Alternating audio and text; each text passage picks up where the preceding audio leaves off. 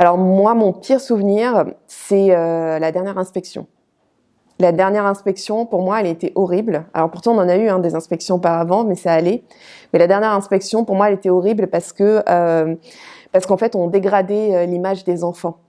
Il y avait des policiers qui avaient des réflexions racistes, un commandant qui se prenait de très haut, enfin qui était très hautain, qui parlait mal aux enseignants, qui parlait mal aux enfants.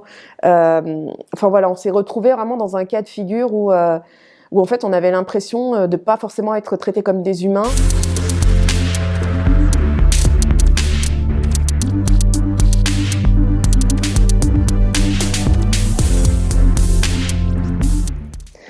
Alors, l'histoire de MHS, c'est une école qui a été créée en 2015 par 3 femmes dont je fais partie. Et donc, cette école existe depuis un peu plus de 5 ans. Et donc, elle est sur Paris depuis 2015. Donc, on était dans un premier temps, on se trouvait à Paris 14e, rue des Plantes. Puis, on a déménagé à Montparnasse, donc 15e. Ensuite, on est allé dans le 13e à Porte-d'Ivry et enfin, aujourd'hui, on se trouve à Paris 19e, Porte de Pantin. Alors, la fermeture du collège et lycée MHS Paris donc a été actée le 18 novembre 2020 par un jugement au tribunal. Et la raison principale en est que, soi-disant, on mettrait en danger des mineurs dans un bâtiment qui n'est pas aux normes. Notamment beaucoup de réserves sur l'entrée principale du bâtiment. Cette mise aux normes, en fait, cette histoire de sécurité, donc, serait une entrave à l'application de la loi Gatel. Donc, on aurait enfreint cette fameuse loi Gatel. Alors, suite au communiqué en fait conjoint de la préfecture de police et du parquet de Paris, en fait, oui, ça s'est démontré parce que finalement, la raison principale qu'ils ont invoquée dans la fermeture de l'école, eh bien, c'est notamment que nous serions séparatistes parce que nous étions supposés être suivis par la cellule d'islamisation, radicalisation de l'État, donc chose qu'on ne savait pas, et que donc leur enquête aurait amené les conclusions comme quoi nous serions des séparatistes. Et que de fait, si on comprend en fait ce courrier, on se dit finalement l'histoire de la porte trop petite en rez-de-chaussée, donc au niveau de l'immeuble, ne serait qu'un prétexte finalement pour avoir quelque chose de factuel pour nous fermer. Déjà l'enquête qu'ils ont faite, moi j'aimerais bien avoir les preuves du séparatisme. Parce que là, pour le coup, on nous dit oui, il y a une enquête qui a été faite, mais en fait, il n'y a aucune preuve, rien n'a été remonté sur nous, en fait. Donc pour moi, c'est une fausse accusation. On peut faire des enquêtes, mais quand on fait une enquête, ça implique forcément la personne sur qui on fait des enquêtes, notamment des interrogatoires, des choses comme ça, j'imagine bien. Sauf que nous, on nous a jamais interrogés, il n'y a jamais eu de rapport ou de contact avec ce type de cellule ou quoi que ce soit. Donc en fait, déjà, je me pose la question, c'est comment ils ont fait leur enquête et qu'est-ce qu'une enquête finalement sur le séparatisme, parce que pour le coup, on a l'impression qu'on est beaucoup plus jugé sur une apparence ou sur j'ai envie de vous mettre dans une case, alors que voilà. Plus que sur des faits, des actes, du factuel, une démonstration en fait. Quand on accuse quelqu'un, il faut démontrer qu'il est coupable. Aujourd'hui, ce n'est pas le cas. C'est des accusations qui sont fausses. C'est des accusations qu'on a envie de mettre comme ça sur une institution, sur des personnes. Et je pense que c'est beaucoup plus fait pour faire du chiffre et pour dire on est en train d'agir qu'autre chose. Voilà. Et d'ailleurs, ça se démontre parce que malheureusement, ou heureusement, je ne sais pas, mais en tout cas, notre école est une école universaliste ouverte à tous. Donc, on autorise les signes religieux et on s'estime étant laïque, et c'est notre force, c'est qu'on est laïque tout en acceptant les signes religieux et en acceptant tout le monde en fait tel qu'il est. Et on a l'impression en fait simplement que ça dérange. Voilà, ça dérange. On a des jeunes filles qui viennent chez nous, qui sont voilées, par exemple. Et ce signe religieux dérange énormément. On le voit dans les débats. quand on est capable, lors d'une assemblée au Sénat, de passer plus de temps à débattre sur un voile que sur tous les sujets importants qui sont en train de détruire notre économie ou autre, c'est qu'on a un réel problème en fait avec ce bout de tissu. Et donc malheureusement, on pense que voilà, on a été taxé de séparatistes ou on a été mis dans cette case-là simplement parce qu'en fait, on offre la liberté à chacun d'être comme il est. Et ça dérange. Alors, les valeurs, en fait, c'est des valeurs, on va dire, plutôt fraternelles, d'entraide, de bienveillance, de communion. C'est-à-dire qu'en fait, on est dans une perspective où, en fait, on doit se respecter les uns les autres. On doit respecter chacun avec sa propre conviction. Donc, en fait, malgré qu'on autorise, par exemple, les signes religieux, le prosélytisme est complètement interdit. Parce que le prosélytisme impose à l'autre quelque chose qu'il n'a pas forcément envie. Donc en fait, finalement, nous, notre idéal, c'est de se dire, vous êtes chacun libre dans l'école d'être ce que vous êtes comme vous voulez l'être, mais votre avis personnel, votre spiritualité, vos convictions personnelles doivent rester dans la sphère personnelle. Elles n'ont pas à être étalées en fait à l'école. Mais ceci étant, en fait, il y a cette notion de respect. Vous vous amusez entre vous, etc. Et en fait, finalement, ce côté un peu fédérateur, c'est de se dire je ne juge pas l'autre. Et ça, c'est essentiel. On n'est pas dans le jugement, on est dans l'acceptation de l'autre. On accepte les autres tels qu'ils sont. S'ils nous acceptent tels qu'on est, on les accepte tels qu'ils sont. Et c'est en fait la dynamique de l'école. Et c'est pour ça d'ailleurs que la plupart des enfants disent que en fait, quand ils étaient à MHS, c'était un petit peu comme une deuxième famille, parce qu'ils se sentent bien, parce qu'ils sont acceptés et qu'il n'y a pas de jugement. Et qu'à partir du moment où on commence à voir, et c'est déjà arrivé, on ne dit pas qu'on est dans une école ou une école de bisounours où tout se passe bien, etc. Mais non, c'est que simplement, dès que nous, en fait, on voit qu'il y a quelque chose qui ne va pas, que par exemple, il y a un élève qui commence à être mis de côté, ce qu'on appelle du harcèlement scolaire, on intervient tout de suite, en fait. On est sur une phase de communication qui est très en amont et on est très observateur dans l'équipe pédagogique.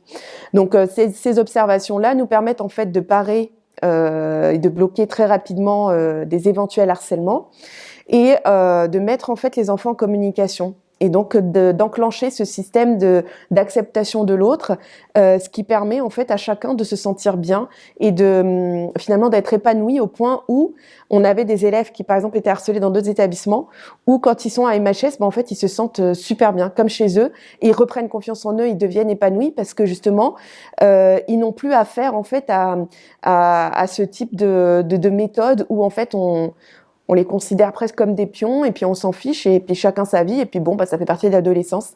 En fait non, on est plus dans une politique en fait de préservation de l'enfant, de l'être humain qu'on a en face de nous et sur une politique de respect les uns les autres où en fait on doit bien vivre ensemble et pour bien vivre ensemble en fait il faut éviter justement le jugement et accepter l'autre tel qu'un être humain et c'est tout. Et aujourd'hui le lieu qu'on représente c'est un lieu d'éducation.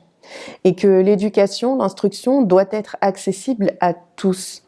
Et que en fait, un enfant, on le sait très bien, pour qu'il puisse s'épanouir, qu'il puisse réussir, remonter la pente, prendre confiance en lui, il a besoin qu'on reconnaisse sa propre identité. Donc l'habillement, la façon dont on s'habille, les convictions de chacun en fait font partie de soi et font partie de l'identité. Donc à partir du moment où on veut en fait amputer l'identité d'un enfant, en fait, on ampute aussi sa confiance en lui, on ampute son épanouissement personnel. Donc en fait, nous, la seule chose qu'on fait, c'est qu'on est des éducateurs. Et en tant qu'éducateur, on se doit d'offrir un cadre le plus propice que possible pour une instruction de qualité. Et pour pouvoir recevoir cette instruction, l'enfant doit se sentir bien dans sa peau, épanoui, etc. Eh bien, qu'on le veuille ou non, les signes religieux font partie de cet épanouissement. Quand un enfant est attaché à son signe religieux, eh bien en fait, il a besoin, pour s'exprimer, il a besoin pour se sentir bien dans sa peau, de pouvoir s'habiller comme il le souhaite. Pour moi, que ce soit le voile, la kippa, ou qu'on mette une croix, ou peu importe en fait, ça fait juste partie d'un habillement. C'est une manière de s'habiller, une manière qui définit les convictions d'une personne, certes, mais une manière qui permet à la personne de se sentir bien dans sa peau. Et se sentir bien dans sa peau, ça contribue énormément à l'épanouissement de l'enfant et donc à ses performances et à sa confiance en soi. Alors la fermeture, moi pour moi c'était sincèrement très difficile parce que en fait déjà les fausses accusations, déjà comment ça s'appelle la sentence, la punition, on va dire suite à une petite infraction, puisque pour eux il y a une infraction et on peut le comprendre, il y a pas de sujet là-dessus. Ok, l'entrée de l'immeuble est trop petite, ok, ça respecte pas la totalité des normes de sécurité, ok, ça enfreint un petit peu la loi Gatel, mais de là en fait à prononcer, j'ai envie de dire, la sentence maximale, hein, c'est-à-dire fermeture de l'école, 15 000 € d'amende, interdiction de diriger, interdiction d'enseigner, et encore des amendes et des amendes, c'est quand même énorme pour une première infraction, pour des personnes et une institution qui a toujours été clean, pour en fait un T0. C'est énorme. C'est-à-dire qu'on se dit, mais si jamais on refait quelque chose, en fait, qu'est-ce qui va se passer? C'est-à-dire, on est fermé parce qu'on a voulu aider des enfants, parce qu'on a conservé une continuité pédagogique, parce qu'on a été bienveillant, parce qu'on a fait passer les intérêts des enfants avant les nôtres. Parce qu'il faut le savoir, ça aussi, c'est que, ok, on a, selon eux, une infraction de délai sur la loi Gatel, mais en même temps, pourquoi en fait on est allé ouvrir, même s'il restait quelques jours avant ce délai, simplement parce que l'intérêt de l'enfant prime, l'intérêt de l'enfant, la continuité pédagogique, l'accompagnement, c'est super important en fait. Donc nous, on priorise les enfants sur tout. D'autant plus qu'encore une fois, le bâtiment, on n'est pas tout seul dedans, qu'il y a d'autres enfants, des enfants même lourdement handicapés qui circulent dans ce bâtiment. Donc si ce bâtiment est dangereux pour nous, il est dangereux pour les autres aussi. Donc finalement, est-ce que notre vie à nous est supérieure aux autres? Non.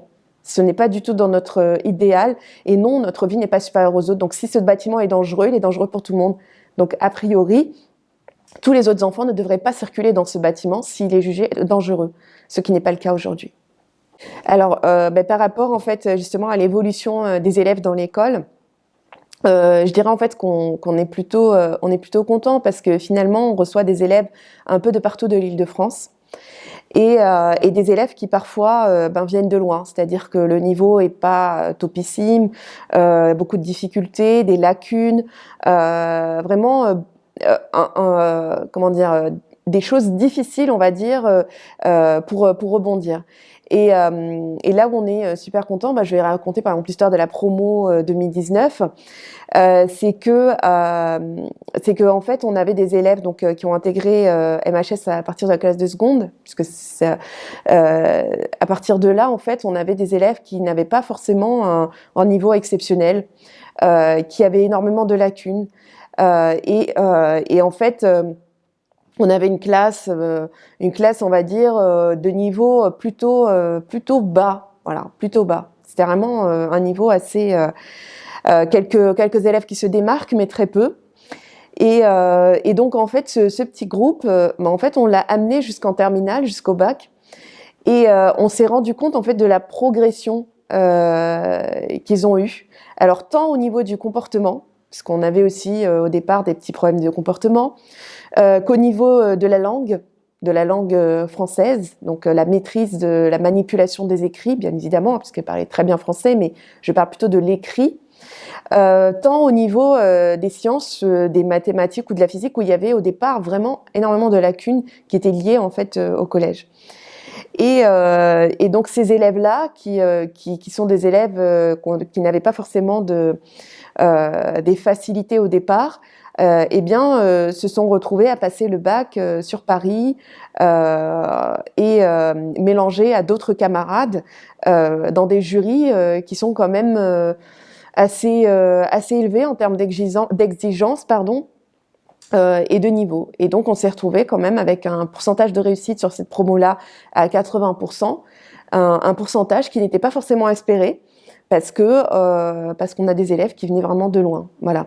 Et donc on s'est retrouvés super satisfaits, super contents. Et ces élèves-là, aujourd'hui, se retrouvent à l'université, en école d'ingénieur, université en médecine. On a du droit, on a de la psycho, on a des élèves qui sont en école d'ingénieur, en BTS, en IUT, DUT.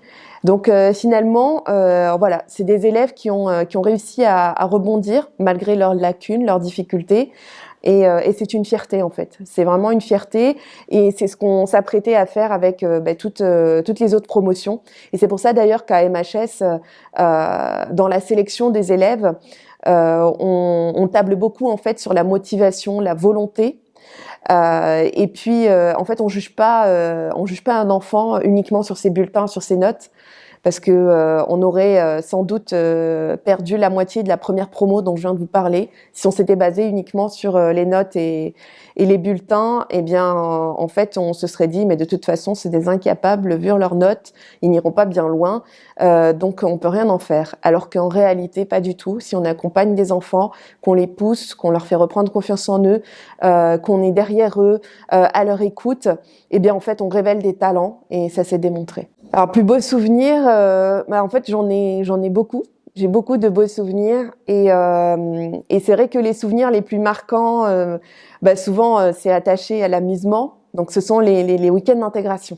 Parce qu'on fait des week-ends d'intégration à l'école et franchement, c'est super de se retrouver avec ses élèves dans un autre cadre, de pouvoir s'amuser, de pouvoir découvrir leur personnalité encore davantage. Et justement, ces week-ends d'intégration, ça nous permet d'être un peu plus proches d'eux et de pouvoir encore mieux les aider quand on revient en classe et en cours. Et c'est vrai que lors de ces week-ends d'intégration, j'ai eu pas mal de beaux souvenirs. Et également sur certains cours aussi. Alors moi, mon pire souvenir, c'est la dernière inspection. La dernière inspection, pour moi, elle était horrible. Alors pourtant, on en a eu des inspections auparavant, mais ça allait. Mais la dernière inspection, pour moi, elle était horrible parce qu'en fait, on dégradait l'image des enfants. Il y avait des policiers qui avaient des réflexions racistes, un commandant qui se prenait de très haut, enfin qui était très hautain, qui parlait mal aux enseignants, qui parlait mal aux enfants. Enfin voilà, on s'est retrouvés vraiment dans un cas de figure où en fait on avait l'impression de pas forcément être traités comme des humains et en fait je déteste en fait qu'on parle mal et que on associe des enfants à des préjugés. Et ça a été le cas. Donc c'était un de mes pires souvenirs, avec bien évidemment la garde à vue à la brigade des mineurs, parce que j'estime que j'avais rien à faire à la brigade des mineurs. On violente pas des enfants, on est bien au contraire dans la bienveillance, dans l'entraide, on les accompagne et se faire convoquer à la brigade des mineurs, c'est humiliant, c'est une atteinte à l'intégrité. Surtout quand on a en face de soi un commissaire qui dans ses propos vous rabaisse plus bas que terre. Et puis quand vous lui dites mais en fait vous êtes venu, il y avait 40 personnes pour même pas 80 élèves ce jour-là. Et en plus ce ne sont que des enfants et un commandant qui répond ah non mais ce ne sont pas des enfants. Et quand on lui demande mais pourquoi vous dites ça, qui ne répond bien évidemment pas. Donc voilà. Et qui vous met des coups de pression, qui vous parle mal, qui vous dit non mais on veut pas que vous ouvriez, non mais on vous interdit d'ouvrir, non mais vous n'avez pas à ouvrir. Si nous on vous dit que vous ouvrez pas, d'accord? Ok, bon. Et voilà, et qui vous rabaisse vraiment plus bas que terre en vous disant bah oui, bah maintenant vous êtes une criminelle, hein. Ah mais oui, hein, vous avez mis en danger des enfants dans un bâtiment qui est pas aux normes. Et puis vous avez beau lui dire que le bâtiment, bah en fait finalement ils reçoivent là du monde, d'autres enfants. Bah non, en fait, il continue à vous rabaisser plus bas que terre. Donc oui, c'est un très mauvais souvenir. Psychologiquement, c'est pas forcément simple, mais ce commandant et les instances n'ont pas de chance parce que je suis très forte à ce niveau-là. Et que en fait on se laisse pas abattre par du mensonge en fait tout simplement. Donc si ça avait été véridique peut-être, mais là moi ça me passe au-dessus parce que quelque part c'était beaucoup de mensonges, beaucoup de travail psychologique et j'ai envie de dire très mauvais travail parce que ça n'a pas marché sur moi. Le travail de rabaisser une personne, de la faire culpabiliser alors même qu'elle n'est pas coupable. Voilà, vous voyez, c'est des techniques d'interrogatoire du genre, vous êtes en train de dire la vérité, puis on vous dit, non mais vous mentez, arrêtez de mentir, vous mentez. Vous voyez, avec vraiment de la haine dans la manière dont on vous parle. Et du coup, bah voilà, enfin moi quand on me dit ça, bon je rigole et puis je continue à parler. Je leur dis, bah écoutez, moi j'ai les preuves, donc vous pouvez dire que je mens, mais moi j'ai des preuves. Et puis à partir de là, ah bah oui, ah bah ok, ah bah oui. Donc voilà. Donc vous voyez, c'est vraiment Ces moments-là, c'était les plus difficiles. Mais les moments avec, que ce soit avec les élèves, etc., bah, en fait, non, c'était, même si parfois il y a des couacs, hein, jamais il n'est rien parfait, bah, c'était quand même des bons moments, j'ai envie de dire. Parce que les mauvais moments font partie des bons moments. Mais par contre, l'humiliation et le fait de rabaisser comme ça les gens, c'est indigne. Je trouve ça indigne. Et je sais pas si ces personnes, en fait, arrivent aujourd'hui à se regarder dans une glace. Je pense que oui, sans difficulté, puisque c'est leur travail et qu'ils l'assument complètement.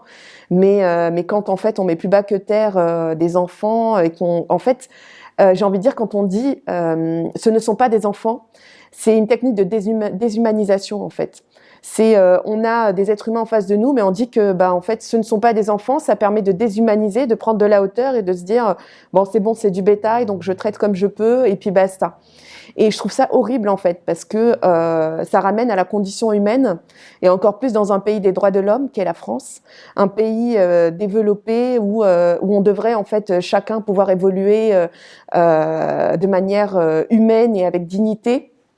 En fait, là, on a l'impression que non, en fait, cette dignité, on n'y a pas droit, que on nous traite comme du bétail, qu'on nous humilie, et puis on nous affecte à des services.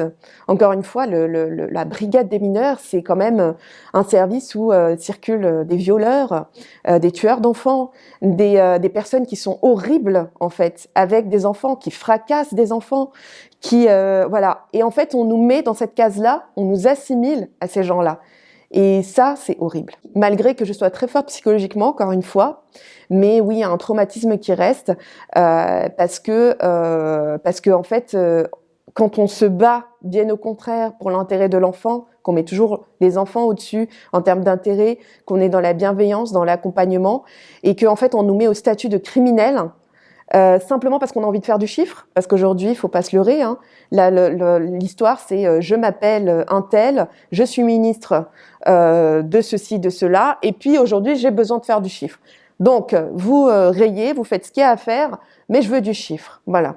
Et on a l'impression qu'en fait, comme on veut du chiffre, en fait, même si on a des gens qui sont des bons citoyens, qui ont toujours été des bons élèves, entre guillemets, qui ont fait le nécessaire, qui ont toujours été là, en fait, tant au niveau pour les enfants, mais aussi au niveau du service de la République, en fait, finalement, hein, parce que on a toujours été en bon terme avec le rectorat, on a toujours communiqué ce qui va bien, on a toujours été attentif et aux aguets des instructions, de tout ce qui se passe, en fait, au niveau éducatif.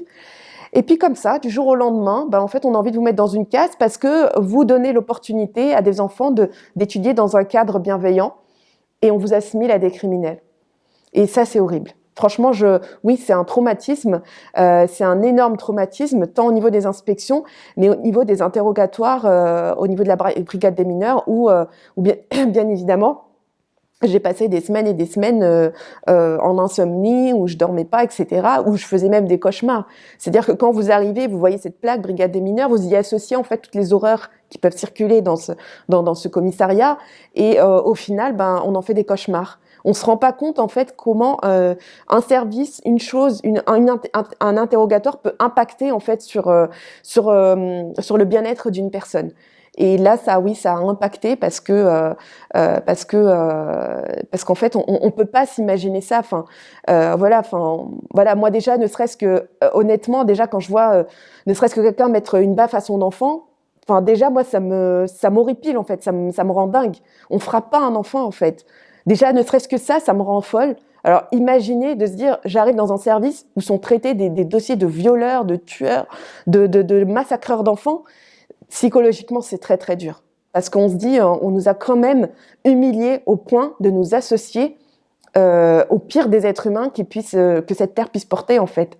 C'est des pédophiles, des violeurs, des tueurs d'enfants, des fracasseurs d'enfants. En fait, un enfant, c'est quelque chose de sacré, j'ai envie de dire. C'est un petit être humain duquel on doit prendre soin et on ne doit pas le violenter justement pour qu'il se construise, pour qu'il soit demain un adulte responsable et un adulte qui puisse être un acteur positif dans sa société. Et c'est ce qu'on travaille, nous, avec MHS. Et aujourd'hui, on est en train de nous associer à tout le contraire.